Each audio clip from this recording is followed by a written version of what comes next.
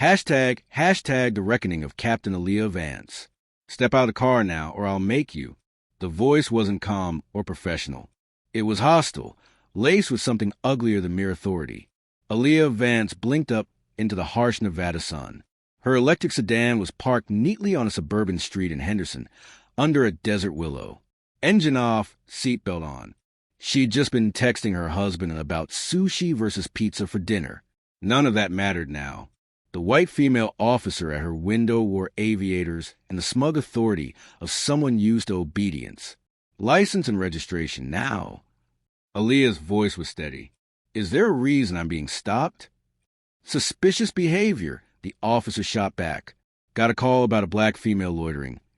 Peeking into driveways. Does that ring a bell? Aaliyah tilted her head. She wore a tailored obsidian pantsuit. Her badge was hidden under the blazer. You pulled me over for sitting in my car? The woman's eyes narrowed. Are you refusing to cooperate? With slow, deliberate care, Aaliyah reached into the glove compartment. Across the street, a sprinkler sputtered to life. A dog barked, but by her window the air froze. What's your name? Aaliyah asked. Officer Kellen Mercer. And I be careful with that tone. Are you planning to search my car? Mercer leaned in, breath heavy with gum and arrogance. You bet I am. And if I have to strip search you right here, I will. There was no protocol, just power. Aaliyah swallowed. Not fear, but focus. Then do it by the book, she said quietly. Mercer barked into her radio. Dispatch code 6. Backup requested. Possible narcotics. Aaliyah raised an eyebrow. You haven't even asked what I'm doing here. I don't need to. I can smell it on you. Vapes, stimulants, whatever you people do. You people. The phrase landed like a slap. I'm stepping out. Aaliyah said, voice low, hands where I can see them. She obeyed. Her movements were clean. Professional. Practiced. Mercer couldn't see it yet, but she'd already lost control. Pop the trunk. Mercer ordered. Aaliyah pressed the release. The officer went rummaging like a raccoon, tossing aside grocery bags until she froze.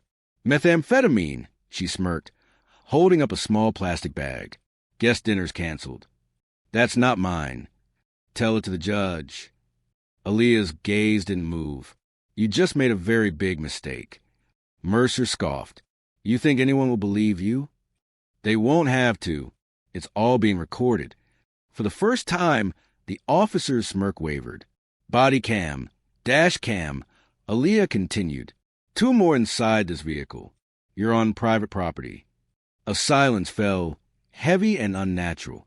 Neighbors peeked through blinds. A delivery driver paused mid-step. Even a dog stopped barking. Then Mercer snapped. Take off your clothes. Aaliyah didn't flinch. Search me, but do it legally. Mercer sneered. I'll have you in cuffs by sunset. Let's see how that badge of yours helps when... Aaliyah cut her off. Still want me on my knees? In front of her dash cam. Mercer's jaw twitched. She doubled down, grabbing Aaliyah's wrist. I said, on your knees. Aaliyah leaned in, whispering, You're making history, Officer Mercer. Just not the kind you'll be proud of. Mercer yanked open the driver's side door, furious. She barked into her radio, only for it to reply on its own. Unit 713, status check. What's your 10 to 20? She blinked. Field search in progress. Suspect is, under suspicion. Aaliyah took a step forward. Still want to pretend you're in control? You think you're smart? You people always... The mask cracked. Aaliyah reached into her inner jacket, slowly pulled out a badge. Gold. Internal Affairs. Nameplate gleaming. Mercer staggered back. Wait, what? You're not just being watched, Aaliyah said. You're being evaluated. This isn't fair. The heat of that Nevada street faded, but Aaliyah's mind was still gripped by the cold clarity of purpose. Standing before Officer Mercer had only been the latest test, a test she'd trained for her entire life. A path started on a cracked sidewalk in Atlanta. Aaliyah had been just 8, licorice in her hand, and tears she wasn't allowed to shed. Her father, Marcus, was in handcuffs, sweat and shame staining his construction uniform, while a white cop paraded him like a thief. No charges, just humiliation, just a little girl watching dignity disappear. That night, she made a vow, asterisk, they'll never look at me like that. And if they look at someone else that way, I'll make them regret it, asterisk. She kept that promise like a religion. High school, Aaliyah didn't just raise her hand to answer questions. She raised it to challenge injustice. She wore her natural braids like armor, joined debate to master confrontation, and studied the system not to follow it, but to master its every flaw. College sharpened her further. She majored in criminology, minored in ethics, and interned at a precinct that taught her more about corruption than any textbook. She saw how easily black boys became suspects, how complaints were jokes in locker rooms, and how authority cloaked abuse in paperwork. She reported an officer once. He was reassigned. Unrelated reasons, they claimed. But Aaliyah had learned something vital. Power responds to proof, not protest. The academy didn't want her. Chip on your shoulder, they said. Still, she replied. She graduated top of her class, a black woman in a sea of skepticism. Her eyes set not on acceptance, but reform. By 40, she was Captain Aaliyah Vance of Internal Affairs. She didn't climb the ladder to belong. She climbed it to break it, then rebuild it. They tried to box her in, transferred her, isolated her, but Aaliyah played the long game. While others smiled in meetings, she documented. While they cracked jokes, she collected patterns. Her office, tucked in a forgotten basement corner, became a war room. The first officer she took down had 15 years on the force and a dozen buried complaints. She unearthed the silence footage, found the whistleblower they buried in paperwork, and made the case airtight. The officer was fired. Aaliyah was relocated again, so she built a list. It started on Post-its, names, dates, patterns. Over time, it evolved into something more, something undeniable. Officers who wore badges but moved like predators. Aaliyah hunted them in silence. And when she got the footage on Officer Denton, charming, press-hungry, dangerous, she didn't flinch. A janitor had found a flash drive under a bench. No note, just the words, asterisk, he's hurting people.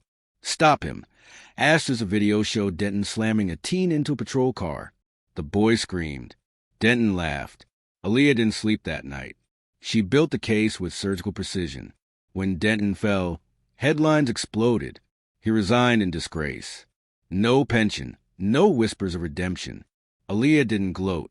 But in the courtroom, when she met the boy's mother's eyes, full of disbelief and grief, she nodded. She had kept the promise, but it came at a price. Tires slashed, threats, whispers behind her back. The cleaner, some muttered. She preferred the reckoning. Her silence terrified them more than shouting ever could. She knew Mercer before she ever pulled Aaliyah over. She'd been watching her for months. Complaints swept aside. Body cam footage mysteriously missing. Too many uncooperative suspects who looked like Aaliyah. That traffic stop wasn't coincidence. It was a final page of a case file Aaliyah had spent a year building. She hadn't baited Mercer. Mercer had walked into her own trap. And now, as the Internal Affairs SUV drove Mercer away, Aaliyah sat alone in her car. She reached into the glove compartment.